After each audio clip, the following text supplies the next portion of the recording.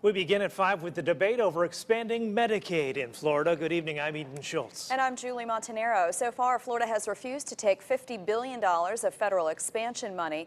But as Matt Galka reports, the state Senate is now rethinking that stance.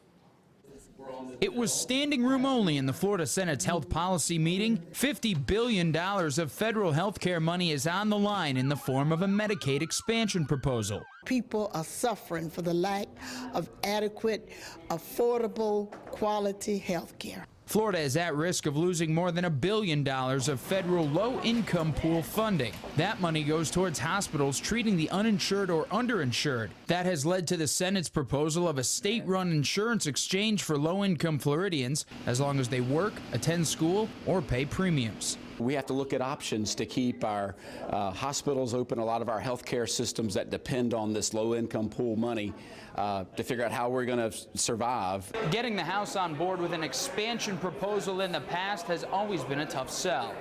Former Republican House Speaker Tom Feeney, who now heads business lobby group Associated Industries of Florida, says that he's hoping the other chamber follows other conservative-led states. The House and the conservative leadership ought to adopt, like Mike Pence, the conservative governor of Indiana, did, a consumer-based, choice-based plan. But not everyone's on board. James Madison Institute President Bob McClure says that if the feds are going to pull other health funding, they could potentially take away this money down the road.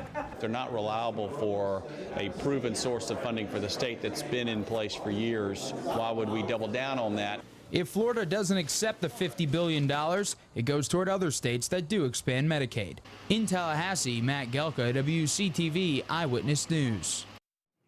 That proposal passed unanimously out of the committee today. We did ask the governor if he supported the measure, but he was non-committal, saying there was still a lot of time left in this year's session.